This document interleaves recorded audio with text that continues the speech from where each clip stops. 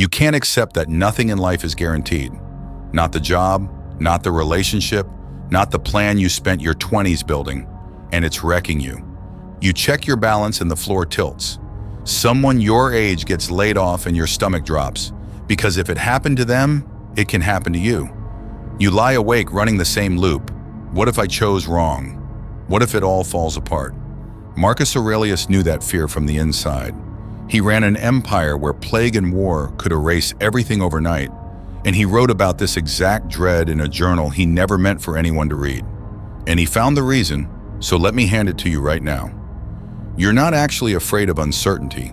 You're afraid because you've staked your peace on things that were never yours to control, and that kind of peace was never going to hold. Marcus trained himself to split the world in two, what's actually his to move and what isn't. And the moment you start doing that, the fear loses most of its grip. That's the whole game, and you can start playing it tonight. That split is where we start. From there, why this fear bites hardest right now, in this exact stretch of your life, and exactly what Marcus did to act and breathe inside a world that promised him nothing. Here's what nobody tells you. You're not standing on cracked ground. You're standing in a river, screaming at the water to hold still. Watch your own hand for a second. When you're scared about the future, what are you actually doing with your energy? You're trying to lock things down. You refresh the job listings, you run the numbers again. You text the person back 3 times to make sure they still feel the same. You're reaching into the current and trying to grab the water and hold it in place, and your hand aches because water was never meant to be held like that. You already heard the move up top, Marcus sorting the world into 2 piles, but it lands completely differently once you watch it happen in your own day. The first pile is what's actually up to you, your choices, your effort, how you respond, whether you keep your word. The second pile is everything else, other people's opinions, the economy, whether the client signs, whether the relationship lasts, whether your body cooperates next year. And his whole point was that almost all of your fear lives in the second pile. You're terrified, exhausted, and braced for impact because you've been pouring your strength into the one pile you were never going to control. Think about how that plays out on an ordinary Tuesday. You spend an hour writing the perfect message before a hard conversation, rewriting it, softening it, sharpening it. That part is yours. Then you hit send, and you spend the next 4 hours staring at the screen, waiting to see how they take it. That part was never yours, and yet that's where all the suffering happened. You did the thing in the first pile in 5 minutes, and then bled out into the second pile all afternoon. The reason this is so violent in your 30s specifically is that you just left a world where the second pile felt small. School handed you a syllabus. There was a next grade, a next semester, a clear ladder, and somebody above you holding the map. Your parents' house had a fridge that refilled itself. You confused that scaffolding for solid ground. Now the scaffolding is gone, and you're discovering how much of life was always in the second pile. It didn't get less stable. You just stopped being shielded from how unstable it always was. So here's your first honest question, and I want you to answer it about a real thing, not in general. Pick the worry that woke you up last. Now split it. What part of it is genuinely in your hands this week, an actual move you could make? And what part of it are you carrying purely because you can't stand not knowing how it ends? Be specific. Most of what's crushing you lives entirely in the second pile, and you've been treating it like a job. That covers where the fear comes from. But there's an older lie underneath it, one you've been carrying since long before you noticed, and it's worth dragging into the light. You're grieving a guarantee that never actually existed. Listen to how you talk about it. You say there used to be stability, and now there isn't. You imagine some earlier version of life, maybe your parents, maybe just last year, where the ground held still and people knew what they were doing. But Marcus would stop you right there because he was obsessed with one fact that we spend enormous energy pretending isn't true. Everything is in motion. It always has been. Nothing has ever stood still. Not for 1 second, not for anyone. He kept coming back to the image of a river. Time, he wrote, is like a river of everything that happens, a violent current. The moment a thing appears, it's already being swept past, and another thing is rushing up to take its place. The job that felt permanent was already changing the day you got it. The version of your friend you met 5 years ago is gone, replaced gradually by a slightly different person every single morning, and you let that happen without panic because it happened slowly. The stability you're mourning was a slideshow moving frame by frame, and you mistook it for a photograph. This matters because of what your fear is actually built on. You're not afraid of change as such. You're afraid because somewhere along the way you got sold the idea that there's a finished version of life waiting for you. A moment when the building is done and you can finally put the tools down and just live in it. Settled career, settled relationship, settled, paid off, sorted. And every time reality refuses to settle, you read it as a personal failure. Like you're behind, like everyone else found the solid floor and you're the only one still standing in water. Here's the part that should actually loosen your chest a little. There is no solid floor. Not for you, not for the friend whose life looks airtight on the feed, not for Marcus Aurelius running the largest empire on earth. He had more power than almost any human who has ever lived, and he still couldn't guarantee that his own son would turn out well, or that the plague would spare his city, or that his body would last the winter. If the most powerful man alive couldn't buy a guarantee, the problem was never that you failed to earn yours. The problem is that you've been shopping for something that has never once existed. So sit with this question, and again, make it concrete. What's one part of your life you've labeled as broken or behind, purely because it won't hold still and become final? A career that keeps shifting, a city you're not sure you'll stay in, a relationship that's still being figured out. What if it isn't broken at all? What if movement was always the actual nature of the thing, and the only broken part is the expectation you stapled to it? Knowing the guarantee was never real doesn't make the fear let go on its own. So here's what Marcus actually did with that fear. And I'll warn you now, it's the exact opposite of what your instinct is screaming. Your instinct says, don't look. When the worst case shows up in your mind, you flinch, you change the subject, you reach for your phone. You treat the dark possibility like a monster under the bed, and you keep the lights off because looking feels like inviting it in.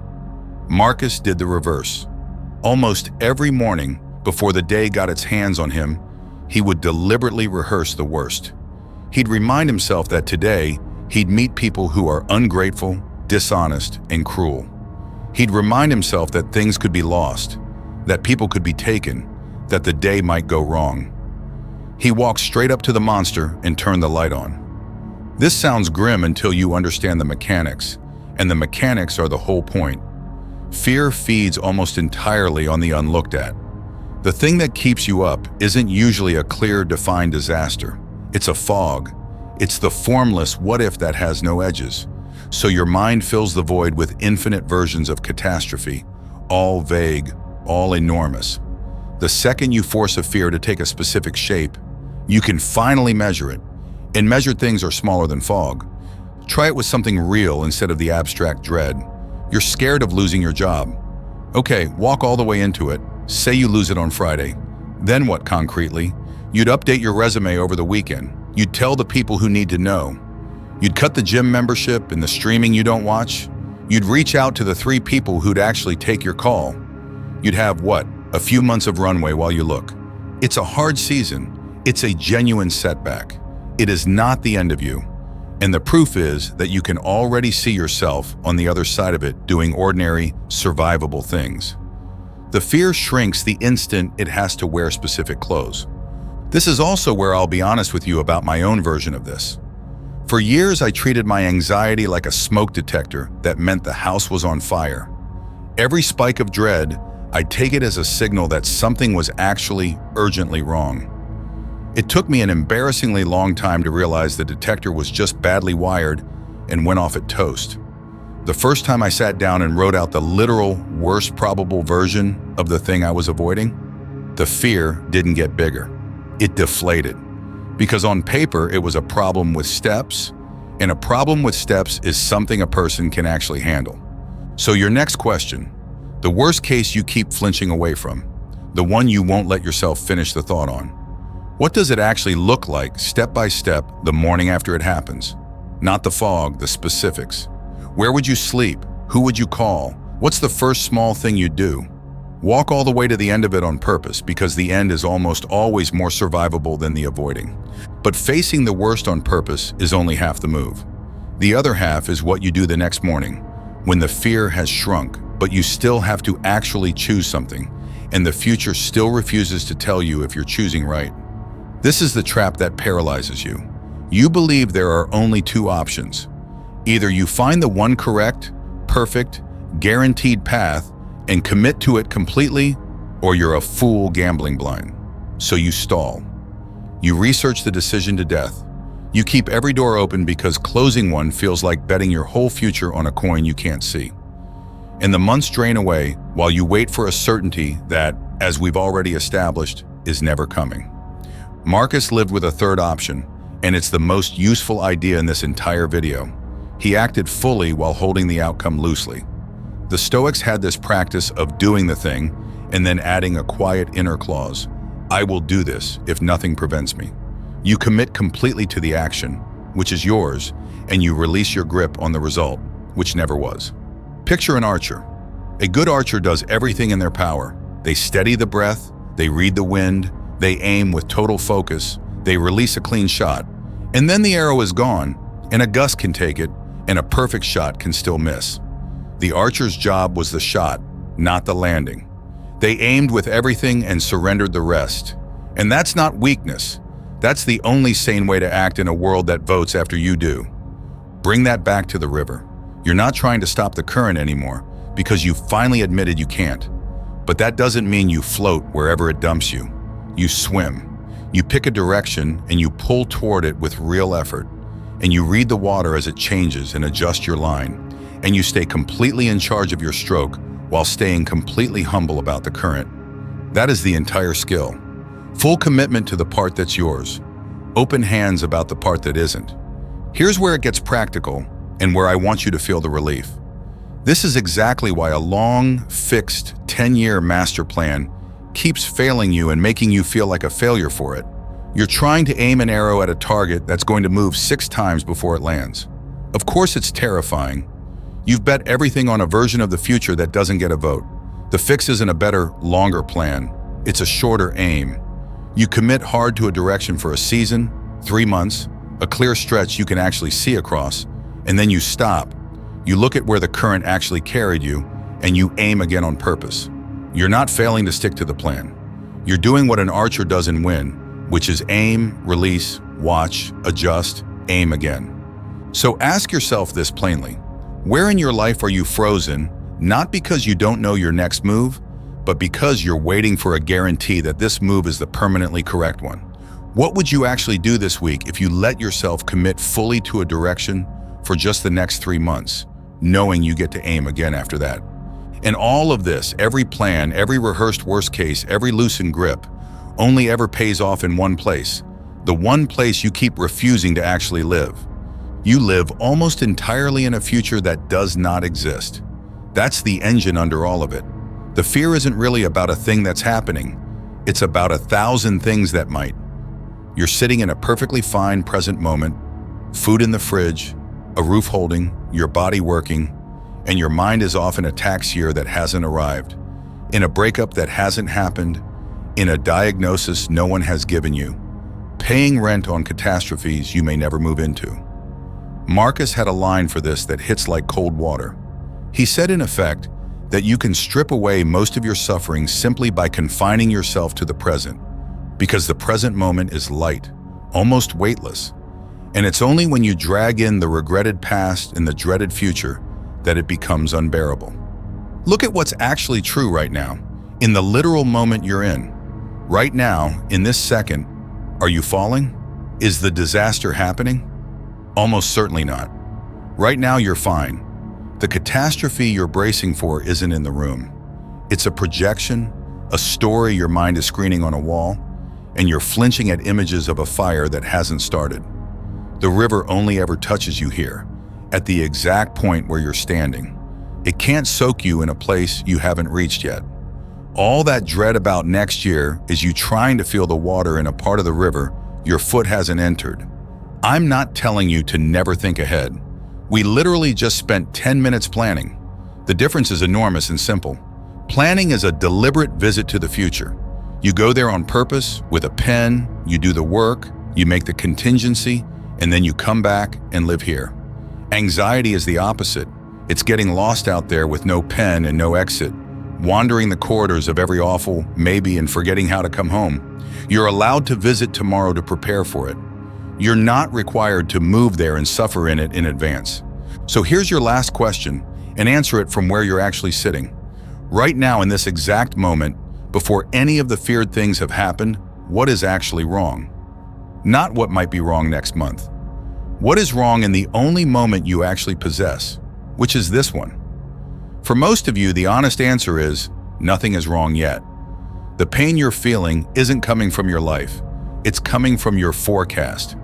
And there's one last fact, the one Marcus reached for more than any other, the one that makes the entire demand for a guarantee fall apart in your hands. It's also the one we spend the most energy pretending doesn't apply to us. You're going to die. So is everyone you're afraid of losing. Marcus wrote that down to himself constantly, not to be morbid, but because he'd found it was the most clarifying thought he owned. He reminded himself that he could leave life at any moment, and he let that fact shape how he spent the day. Now, your instinct is that this should make the fear worse. If nothing's guaranteed and the clock is running and the ending is certain, surely that's the leak in the boat, the final proof that it's all hopeless. But Marcus found the exact opposite, and once you see it, you can't unsee it. Here's the flip. The whole reason you're so desperate for a guarantee is that, somewhere underneath, you're quietly operating as if you have infinite time to protect. You're trying to lock down a future that stretches out forever, and securing forever is of course impossible. So you live in a state of permanent failure. But you don't have forever. You have a specific, limited, unknown number of mornings. And the second that actually lands, the whole math changes. You're not standing at the head of an endless river you have to dam up and control. You're standing in a current that's already carrying you toward an ending you don't get to negotiate. The only question that was ever really yours is what you do with the stretch of water you're in right now. Think about how this works with anything you've already lost. The relationship that ended, the job that fell through, the city you left behind. While you had it, half of you was braced, anxious, bracing for its loss instead of actually being in it. Then it ended, and now you'd give almost anything for one more ordinary, unanxious afternoon of it. The exact kind of afternoon you wasted being scared. That's the trade you're making right now, today, with everything you currently have. You're spending the actual, finite, irreplaceable present being terrified of losing it, which is its own slow way of losing it before it's even gone.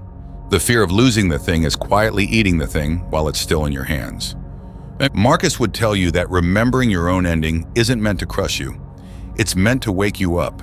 When you really hold the fact that this is finite, the demand for a guarantee starts to look almost absurd. A guarantee for how long? Forever?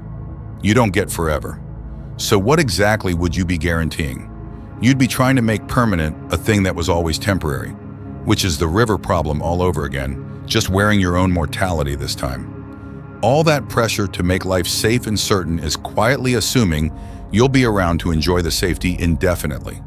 Drop that one assumption and the pressure has nothing left to stand on. I'm not handing you a reason to be reckless or to stop caring about tomorrow. It's the opposite. When you stop demanding that your limited time come with a warranty, you finally get to actually spend it. The dinner tastes better when you're at the table instead of 3 years ahead, wondering whether the restaurant will still be there. The person across from you matters more, not less, when you remember you don't get infinite evenings with them. Mortality doesn't make the present cheaper. It's the one thing that makes it precious. A thing you could keep forever for free with a guarantee would be worth almost nothing. The fact that you can't is exactly what gives it weight. So here's the question, and let it land somewhere real. If you knew, really knew, that your time was limited, which it is, would you spend this particular week the way you're spending it, braced against a future that isn't here, half absent from the life that is? Name one thing you've been postponing until it feels safe, until the guarantee finally comes in. What would you actually do with it this month if you admitted, honestly, that the guarantee is never coming and the clock has been running the whole time? So let's name the real conflict underneath all of this, because it isn't really fear of the future. The fear is just the symptom. The actual war you're fighting is between the part of you that demands certainty before it'll let you rest, and a reality that is structurally, permanently, unfixably uncertain. You've been treating that as a problem to be solved. Like if you just plan hard enough, or earn enough, or think long enough, you'll finally reach the guarantee and the alarm will switch off. But that war is unwinnable on those terms, because you're demanding the one thing the universe does not stock. As long as your peace requires a guarantee, you've handed your peace to the only thing that can never deliver it. Marcus's way out wasn't to win that war. It was to stop fighting it and step into the river, to stop demanding that the water hold still and learn to swim in it instead. The whole turn is this: the uncertainty you've been treating as your curse is the exact same thing as your freedom. A guaranteed life isn't a safe life, it's a closed one. If everything were promised and fixed, nothing you did would matter, because the ending would already be written. The fact that nothing is guaranteed is the fact that everything is still open, including all the good you can't see coming yet. The open future that terrifies you is the only kind of future worth having. And he didn't leave it at a beautiful feeling, which is exactly why his journal still works 2,000 years later. He turned it into a practice, and I'm going to hand you his, shrunk down to something you can actually carry out of this video. One question every morning. Before the day grabs you, ask, what is actually in my hands today, and what am I only renting from tomorrow? That single split, the two piles, drains most of the panic before it starts, because it sends your energy back to the only pile you can actually move. Write the answer down if you can, even one line, because a worry you've named on paper stops circling the way it does in your head. One warning sign to watch for. The moment you catch yourself running the same what if more than twice on a loop with no new information, that's not thinking. That's the river gripping reflex. You already had the loop tonight. The same worry, the same dead end. No new fact added. It's the signal that you've left the present and gone wandering in a future with no pen. Naming it out loud as the reflex is half of breaking it. And one concrete action, taken from Marcus's own nightly habit. At the end of the day, take 3 lines in a notebook. Line 1, the worst probable thing you're actually scared of right now. Line 2, the one real move you'd make if it happened. Line 3, close the book. That's it. You've looked at the monster, you've measured it, and you've put it down. And then instead of redrawing your whole life every anxious midnight, you do that bigger review on a schedule, once every 3 months, on purpose, with a clear head. You aim, you act for a season, you look at where the current took you, and you aim again. Plan in seasons, not in forevers. Decide your route once a quarter so you can stop redeciding it every night. Because you were never going to get the guarantee. Not the job, not the relationship, not the promise that it all works out. Nothing in life is guaranteed, and that, it turns out, was never actually the problem. The problem was standing in moving water, demanding it freeze, and calling yourself a failure when it wouldn't. The water was never going to freeze. But you can swim. You always could. You just had to stop fighting the current long enough to feel it carry you. If this gave you a little more room to breathe, stick around. There's more here on living the way Marcus actually lived, and I think you'll want the next one.